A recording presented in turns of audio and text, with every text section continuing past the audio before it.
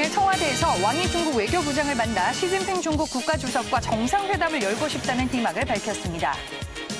나토 출범 70주년을 기념하는 영국 런던 정상회의가 한편의 막장 드라마로 막을 내렸습니다.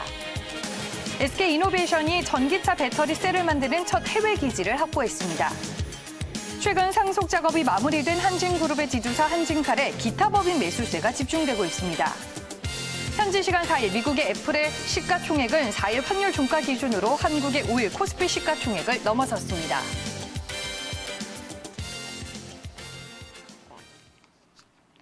네, 오늘은 경제 이슈와 관련해서 어떤 내용들이 매일경제신문 기사에 실려 있는지 이 시간을 통해 정리해 보겠습니다. 매일경제 조간 브리핑, 오늘 이 시간에는 인사이트K의 배종찬 연구소장과 함께하겠습니다. 소장님 안녕하세요.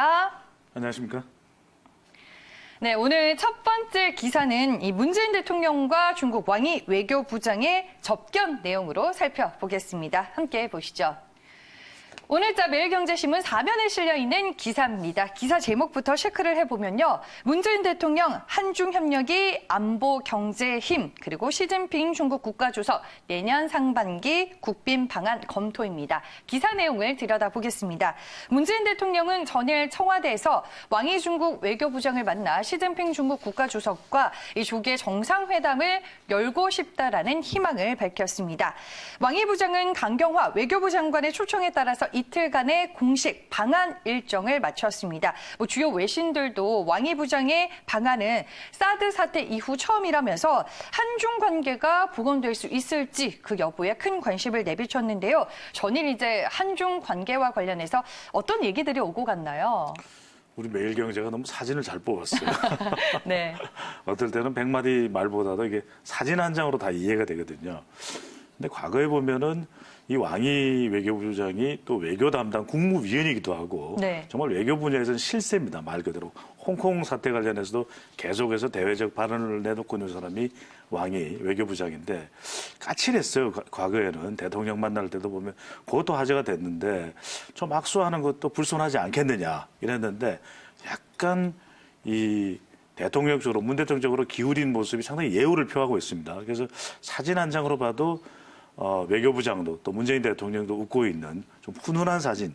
그러니까 말 그대로 이 사진을 보면서 우리 매일경제 기사가 전달하고자 하는 내용이 한중 관계에 이제 봄은 오는가 바로 네. 이 내용이 될 수 있겠습니다. 그러니까 문재인 대통령 어제 이제 청와대에서 이 왕이 외교부장을 만났는데요. 그냥 훈훈한 내내 분위기였습니다. 그래서 이제 한국과 중국이 잘해보자. 조금 전에 보시면 알겠지만은 문재인 대통령이 화면에서도 한번 이렇게 팔꿈치를 치고 외교부장도 화답을 한. 그래서 이 두 사람 간의 만남에 이런 좀 케미가 있어요. 일종의 최근 들어서 이제 조금 복원이 되는 브로맨스라고도 할 수 있겠는데 그래서 이야기했던 게 굉장히 뼈가 있습니다. 이 한중 간의 협력이 이 외교도 그렇고 안보도 그렇고 경제에 도움이 된다. 그런데 이창진 앵커가 잘 이야기를 해주신 대로 그동안 이게 왜 잘 안 됐느냐. 이렇게 지리적으로 가까운데 일본만큼이나 안보와 경제. 그러니까 또 우리는 한미동맹이 축이고 또 중국은 러시아 또 북한하고 이렇게 한 축을 형성하고 있거든요. 그런데 상당히 관계가 좋아지고 92년 국교 수교 이후로 나날이 발전했는데 문제가 뭐냐. 바로 사드 배치였습니다. 그런데 이 문제를 이제 풀어내고자 하는 것이 최근에 이제 강경화 외교장관을 중심으로 움직여졌고, 그럼 왜 이번에 4년, 거의 5년 만에 들어왔냐? 네. 응하지 않았던 겁니다. 한국 안 간다. 이렇게 삐쳐 있었던 거죠. 그런데 최근에 이제 이 한류를 금지하는 명령, 이른바 한한령. 그래서 명동에서 중국 관광객이 싹 사라지기로 했지 않습니까?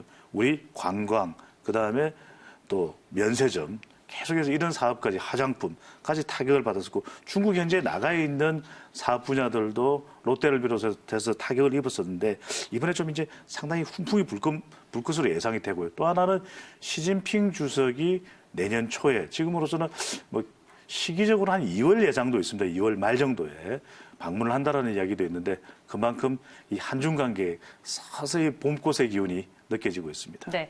근데 이제 한중 관계 얘기만 한 게 아니라 왕이 외교부장이 지금 미국을 가리키며 비판을 또 가감 없이 했더라고요. 네. 편을 들어달라는 건지 어떤 의도라고 봐야 될까요? 틈새 전략이에요. 네. 그래서 저는 이건 또 우리가 고래 싸움에 새우 등 터진다고 이야기할 게 아니라 고래가 싸울 때 우리가 얻을 수 있는 범고래의 이득은 뭐냐 이걸 살필 때죠. 우리가 미국하고도 잘 협상을 하고 중국이 또 미국하고 아주 밀착 관계인 한국에 대해서 최근 들어서 약간 틈이 생기고 있거든요. 왜냐하면 지소미아 또 방위비 이런 압박에 대해서 야 중국은 이제 그동안 우리가 좀 한국을 부정적으로 대해왔던 한한령 이 부분을 걷어낼 테니까 우리 쪽에도 이제 좀 잘 지내보자 이런 이야기를 하는 것이기 때문에 네. 여기에서 우리는 얻을 것이 상당히 경제적으로 있을 것으로 볼 수가 있는 것이고 그만큼 또 한편으로는 중국이 이걸 통해서 뭘 보여주고 싶으냐 뭐 유럽 최근에는 뭐 브라질 남미까지 행보를 하고 있는데 뭐 아프리카는 예전에 뭐 20, 30년 전부터 많은 투자를 해왔던 중국이고요. 봐라 뭐 한국은 예전부터 우리가 잘 지내왔지만 또 지금 우리가 이렇게 잘 좋은 관계를 또 만들어 가고 있다. 이걸 미국에 보여주는 겁니다. 역으로. 이걸 통해서 이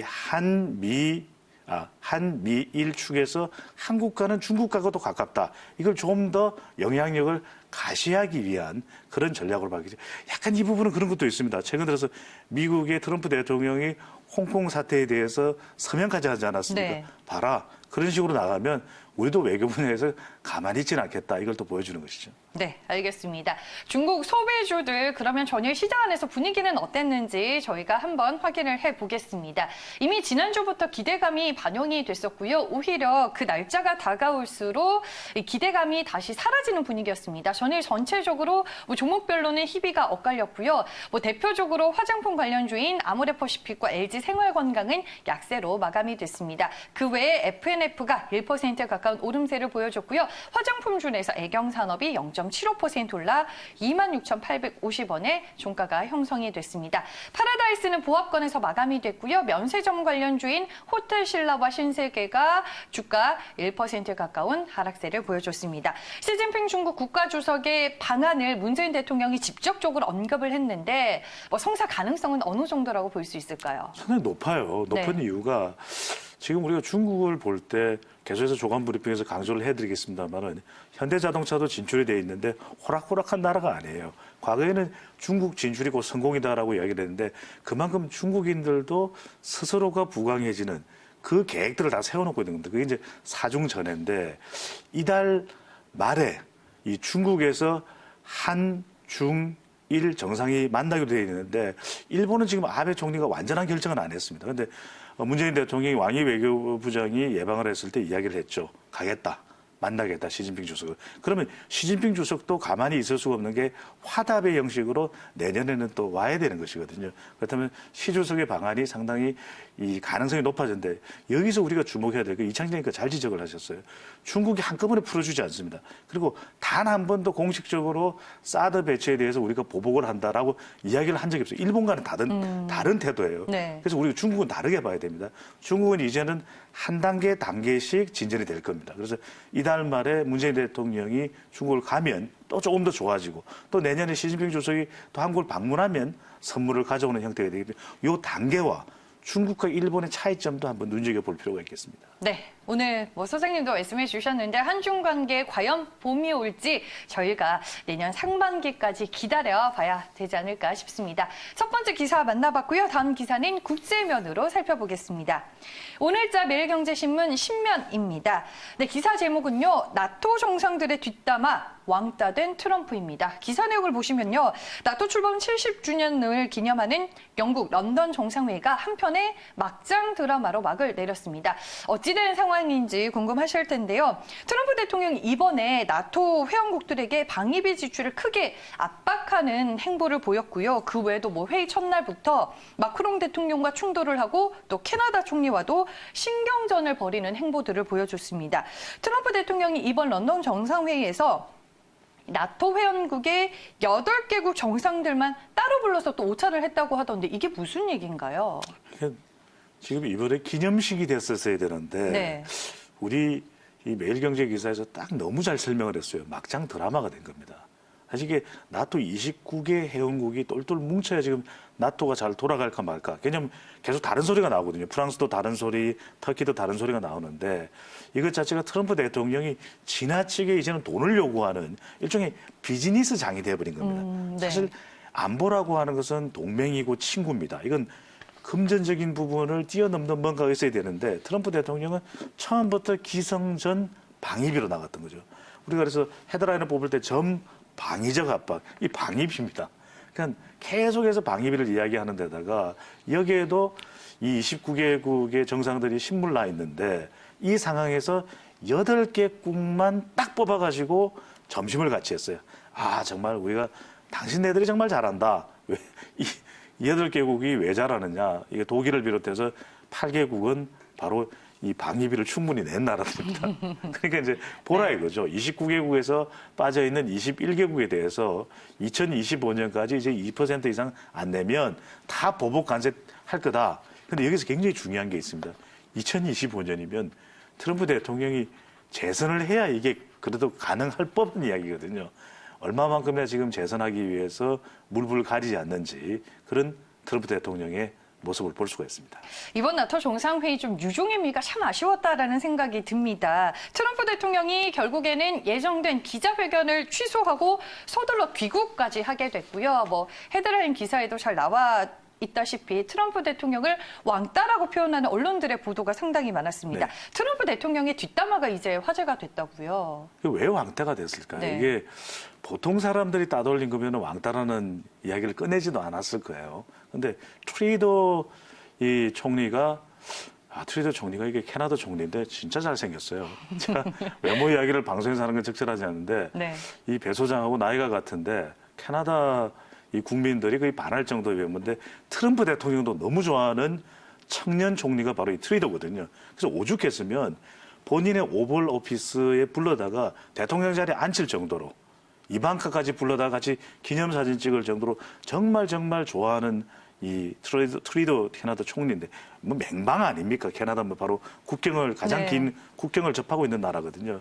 근데 이게 트루도가 마크롱 대통령이 그렇게 물어본 거예요. 이제 보리스 존슨 이 영국 총리도 그렇고 물어본 거예요. 왜 회의에 늦었느냐 그랬더니 저기 알잖아요. 그분이 회의가 너무 길어. 말이 많더라고. 그 사람이 누구냐면 트럼프인 겁니다. 그랬더니 그 이야기를 전해 듣고서 완전히 트럼프에 대해서 이중인격자다.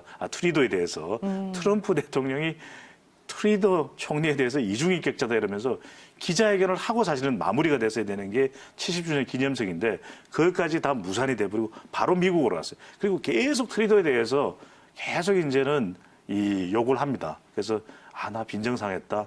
트루도 이제 캐나다라고 용서가 없다. 이런 말을 할 정도였습니다. 네, 알겠습니다. 이번 런던에서 열렸던 나토 정상회의 분위기가 어땠는지 확인을 해볼 수 있는 기사였습니다. 매일경제 조간 브리핑 세 번째 기사 보겠습니다. 14면에 위치한 기사입니다. 네, 기사 제목은요. SK 이노베이션 이 차 배터리 해외 공장 첫 준공입니다. 기사 내용을 확인해 보면요. SK 이노베이션이 전기차 배터리 셀을 만드는 첫 해외 기지를 확보하게 됐습니다. 중국에 이제 배터리 공장을 준공하고 내년 상반기에는 제품을 양산할 계획이고요. 중국에 지금 배터리 공장 준공 외에도 헝가리에 2개 그리고 미국에 1개의 배터리 공장을 건설하고 있습니다. 전일 SK 이노베이션이 중국 창조시에 건설한 배터리 셀 공장 준공식이 개최가 됐습니다. 어떤 내용인가요, 소장님? 이 혁신 또 기술 이런 이야기가 나오면은 우리 기사에다 동그라미 치고 주목을 하라는 말씀 드렸었는데 회사 이름이 혁신이에요. SK 이노베이션. 네. 일단 주목 안 할 수가 없는데 SK 이노베이션이 이 배터리를 생산하는 SK 그룹 계열사인데 중국 창저우시에 바로 이 수십만 대의 배터리 자동차에 공급을 할 수 있는 배터리 양산 공장을 완공을 한 겁니다. 그런데 SK 이노베이션의 관심뿐만 아니라 요즘에 중국 진출이 쉽지만은 않거든요. 바로 중국의 공장을 완공하고 중국에 있는 기업들도 함께 합작을 한 겁니다. 그러니까 51%의 지분은 이 중국 쪽 회사였습니다. 49%가 이제 이노베이션이 가지고 있는 건데 그래도 사실상 경영을 이노베이션이 주도를 하고 있는데 베이징 자동차, 그다음에 베이징 현대는 아닙니다. 베이징 전공과 함께 바로 합작 공장이 완공이 됐는데 상당히 시설 자체가 스마트 팩토리가 만들어진 예가 되겠습니다. 그러니까 중국하고의 최근 들어서 좀 훈훈한 관계, 복원도 영향을 미쳤던 것으로 봐야 될 텐데요. 이 공장이 이제 당장 양산은 이제 내년부터 뭐 올해가 얼마 안 남았으니까 네. 하게 되는데 이게 거의 우리가 기가와트, 시간당 기가와트로 이제 단위를 주로 배터리는 계산을 합니다. 근데 7.5 기가와트 H, 그러니까 시간당 7.5 기가와트, 엄청난 전기량입니다. 이건 이게 차량 몇 대에 공급을 할 수 있냐면 한 15만 대 정도에 공급할 수 있는 양이 이제 양산이 된다라는 것이고, 이것이 판로 자체도 이미 확보가 되어 있는 거죠. 어디? 중국 자동차에, 베이징 자동차 외에 중국에 거점을 두고 있는 다수의 전기차 생산 공장에 공급이 될 예정입니다. 네. SK 이노베이션 전일 주가 흐름이 어땠는지 그러면 저희가 한번 살펴보도록 하겠습니다. 지금 전기차 배터리 관련주들 시장 안에서 상당히 흐름이 좋지는 못합니다. SK 이노베이션도 마찬가지고요. 전일 주가가 장중에 2% 넘게 밀리면서 52주 신저가를 기록하기도 했습니다. 안타깝게도 외국인과 기관의 수급도 좋지 못하고요. 전일 종가는 1.39% 밀린 14만 2천 원으로 형성이 됐습니다. SK 이노베이션이 지금 배터리 사업을 기반으로 글로벌 시장에 진출을 하고 있는데 어떻게 지금 경쟁력들을 확보해 나가고 있나요? 그렇죠. 지금 외부 환경이기 때문에 주가를 우리가 당장 오늘 내일 볼 내용은 아닙니다. 좀 네. 장기적으로 봐야 되는 것이 이제 또 배터리 분야이기도 한데, 얼마만큼 규모의 경제를 하느냐도 중요하거든요. 세계 배터리 시장에서 일정 부분은 본인 이 규모의 경제상 확보를 해야만 계속해서 지속적인 성장이 가능한데, 그런 단계를 SK 이노베이션이 밟아가고 있다. 우선은 지금 중국 공장도 그렇지만 국내 공장도 있고요, 서산에. 그다음에 또 하나는 이 헝가리의 유럽 거점으로 한 네. 시장 자체가 이제 만들어지는데, 여기에 이 용량까지 생산 능력까지 합하면은 약 연간 한 25만 대 정도의 공급을 할 수 있다. 이렇게 되고 있는데, 지금 목표로 하고 있는 것이 SK 이노베이션이 헝가리 공장까지 합하면 한 20기가와트 정도가 되거든요. 그런데 이제 목표를 하고 있는 것은 2025년까지입니다. 한 100 정도, 지금보다 5배 정도 늘어나는 정도 수준인데, 그 정도 되면은 세계 선두그룹에 또 어느 정도의 경쟁력을 확보하는 상태가 되는데, 지금 상태로서는 순조롭다, 이런 평가가 나오고 있습니다. 네, 알겠습니다. 앞으로 SK 이노베이션의 행보를 또 기대를 해봐야 할 것 같습니다. 저희가 SK 이노베이션 종목으로 얘기를 나눠봤고요. 다음 기사로 넘어가 보겠습니다. 오늘자 신문 23면에는 한진칼에 대한 얘기가 담겨져 있습니다. 기사 제목 보시죠. 한진칼 사들이는 기타 법인 누구 백기사일까입니다. 기사 내용은요, 최근에 상속 작업이 마무리된 한진그룹의 지주사 한진칼에 기타 법인 매수세가 집중이 되고 있습니다. 항공 업황이 좋지 않은 상황인 만큼 지금 시장에서 한동안 잠잠했었던 한진칼 지분 경쟁의 불씨가 다시 되살아날 것으로 보입니다. 왜냐하면 이 지분 경쟁 목적이 아니라면은 지금 주식을 사들일 만한 호재가 딱히 없기 때문입니다. 한진칼 지분에 대한 매수세가 기타 법인을 통해서 지금 10월부터 꾸준하게 이어지고 있다고 하는데 어떤 상황인가요? 이게 하늘 바람이 상당히 매섭다라는 네. 이야기를 할 수밖에 없는데, 한진칼이죠. 그러니까 우리가 금호아시아나도 최근에 이제 이 인수합병이 되는, 또 한진칼도 지배구조가 굉장히 중요하다. 지금 고 조양호 회장 이후에 지금 이 특수 지배인하고 오너 가족 일가에서 어느 정도 안정적인가 했더니 그렇지만은 않아 보인다는 네. 거죠. 그래서 지금 계속 매수세가 이어지고 있는데, 이 부분을 새로운 백기사 정도로 본다. 그렇다면 적대 지분은 아니고 우호 지분이지 않겠냐, 이런 해석이 나오고 있는데, 그만한 이유는 또 있기도 합니다. 그런데 지난 10월 10일 이후부터 이창진 앵커가 이야기했던 대로 40거래일 동안, 요즘 주식시장이 썩 좋은 호재만 있는 건 아니잖아요. 맞아요. 근데 계속해서 순매수가 이루어지고 있다는 것은 결국 지분을 확보하겠다라는 것인데, 벌써 전체의 2.45%까지 매집을 했습니다. 그걸 통해서 이제 기타 법인이 이 한진칼 지분 매집에 나서면서 주가도 이제 급등세입니다. 왜냐하면 이렇게 계속 지분 확보를 위한 또 수요가 있기 때문에. 근데 과연 이것이 어떤 성격일지는 조금 더 우리가 봐야 되는데, 주가도 급등을 했죠. 4만 원을 돌파하는 그런 결과로 나타나게 됐습니다. 네, 그러면 차트를 바로 보도록 할게요. 말씀해 주셨다시피 기타 법인의 매수세 덕분일까요? 최근에 11월 말을 기점으로 주가가 가파르게 반등을 하고 있는 상황이고요. 전일에도 주가 분위기가 상당히 좋았습니다. 3% 넘게 올라서 4만 50원에 안착을 해서 마감이 됐습니다. 지금 그러면 한진칼의 최대 주주와 특수 관계인의 지분 현황은 어떻게 좀 정리가 됐어요? 결국 이제 제일 궁금한 건 이런 부분일 거예요. 이게 네. 지분 경쟁, 그러니까 경영 경쟁에 영향을 받나, 이런 궁금증이 있었을 때 결과적으로는 투자 성격으로 보입니다.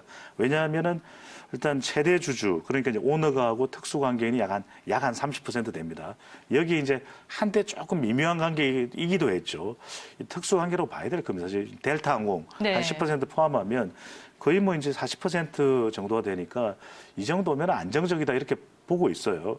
근데 이제 이렇게만 보면은 최상의 시나리오대로 앞으로의 이 한진칼의 경영도 크게 문제가 없는데 여기에 변수로 이제 하나 잡혀 있는 것이 지금 오늘 소개해드린 대로 신규 백기사의 성격의 매집이 계속 이루어지고 있는 데다가 그 다음에 우리가 최근 들어서 한 지난 10월 정도에 많이 궁금해했던 부분이 이 반도건설이죠. 네. 반도건설이 한 5% 지분을 넘었었는데 이 부분도 결과적으로 이제 투자 성격이 강하다라는 것이고 그렇다면은 뭐 이제 이 KCGI 같은 경우에도 뭔가 주총에서 이야기가 나올 법하지만 뭐 결론적으로 말씀드리면은 KCGI까지도 포함을 해서 강성부 회장도 뭐 그런 이야기를 하기로 했지만 투자 성격으로 보입니다. 네, 알겠습니다. 내년에 또 이제 주총을 앞두고 있는 상황에서 표 대결 구도를 예측하기는 쉽지 않아 보입니다. 뭐 여러 가지 예상 시나리오까지 얘기를 해주셨으니까요. 앞으로 흐름을 확인해 보시길 바라겠습니다. 네, 마지막 기사입니다. 이번에는 국내 증시 얘기를 좀 해볼까 합니다. 오늘 신문 24면에 위치한 기사입니다. 제목은요, 대만을 치고 애플 시총에 밀린 코스피 얘기입니다. 기사 내용들 확인해 보겠습니다. 네, 현지 시간 4일 미국의 애플의 시가총액은 4일 환율 종가 기준으로 한국의 5일 코스피 시가총액 1,384조 4,027억 원을 넘어섰습니다. 한마디로 이제 시가총액 측면에서는 코스피가 애플에 밀리고 있고 또 MSCI 신흥시장 지수 내 국가별 비중 순위에서는 또 대만에 밀리고 있다라는 얘기인데 지금 글로벌 금융시장 안에서 유독 한국 증시의 왕따가 심한 이유가 뭘까요? 가장 큰 이유는 매력적인 시장이라야 순매수가 이루어지는 것이거든요. 네. 그래야 외국인 투자도 러시가 있는 것인데 우리 매일경제 조간 브리핑 시간을 이야기해서 계속 이야기합니다. 이게 얼마나 우리 정책 당국자들이 꼭 많이 저는 우리 방송 보셔야 되고 생각한다는 게 발상을 완전히 전환해야 된다. 우리 시장 자체를 구조개혁하지 않으면 더 이상 안 된다라는 것을 우리 방송을 통해서도 좀 인식을 하실 필요가 있겠는데 이 시총, 애플보다도 시총에서 밀리고 있다라고 하는 건 모자란다라고 하는 것은 가슴 아픈 일이고요. 네. 더 크게는 이렇게 되는 이유는 우선 중국에 밀립니다. 이게 외국 기관 투자자들을 보더라도 일단은 중국 시장이 매력적일 수밖에 없거든요. 그동안 못 믿어왔던 이 중국 A주 자체가 계속해서 신뢰도가 이제 높아지니까 그쪽으로 이제 눈길을 돌리는 것인데 문제는 저거 우리나라 이 주식 시장이 대만에게는 안 밀려야 되는데 대만에까지 밀린다라는 거예요. 그러니까 왜냐하면 지난 11월 이후부터 계속 나타나는 현상이 우리가 대만보다도 더 약세장이 되고 있고 그 다음에 또 하나가 이제 우리나라의 경우는 성동격서라는 이야기가 있죠. 동쪽에서 막 뭐 이렇게 일이 일어나니까 오히려 서쪽을 친다 뭐 등등의 이야기인데 이 사우디아라비아 아람코가 이제 상장을 하거든요. 네. 그러면 그쪽에 이제 투자가 필요하니까 단기적으로 이 유동성 자금 자체가 이탈하면서 우리나라로부터 이탈이 되는 거죠. 그래서 아람코 상장 쪽에 투자가 되는 현상인데 그러면 이게 끝나고 나면 우리 쪽으로 돌아오느냐? 이건 잘 봐야 되겠죠. 예전 같으면 우리가 항상 돌아왔었는데 좀 지켜봐야 되겠습니다. 네, 알겠습니다. 뭐 대만 얘기도 해주셨는데 최근에 대만에도 밀리고 있잖아요, 지금. 그렇죠. 네. 네. 그러니까 이게 MSCI 모건 스탠리 캐피탈 인터내셔널을 보더라도 대만에 밀릴 것 같다라고 소개해드린 게 불과 뭐 몇 주 전이었어요. 한 2주 전인데 지금 이제 밀렸습니다. 네. 그만큼 우리 구조제 개혁 자체가 돼야 되는데 대만이 우리보다도 조금 더 단단한 구조를 가져가는 이유가 있습니다. 미중 무역 전쟁에서 우리는 피해를 보는데 오히려 대만 쪽 공장을 통해서 우회해서 수출을 하는 것을 하면서 좀 더 수혜를 입는 거예요, 대만은. 또 하나 중요한 것은 여기에 우리가 세계적인 파운드리 회사가 있지 않습니까? 시스템 반도체 쪽에서 대만 쪽 공장이 상당히 활성화되고 운영되면서 반도체 기대감도 우리 기대 수준보다는 대만 쪽이 더 올라갔다. 이것도 대만 쪽이 더 덕을 보는 대만 쪽의 우선순위로 지수에 포함되는 이유라고 할 수 있습니다. 네, 알겠습니다. 오늘도 신문기사에 실려있는 다양한 경제 이슈들을 총정리해봤습니다. 매일경제 조간 브리핑은 여기까지고요. 지금까지 인사이트K의 배종찬 연구소장과 함께했습니다. 고맙습니다. 감사합니다.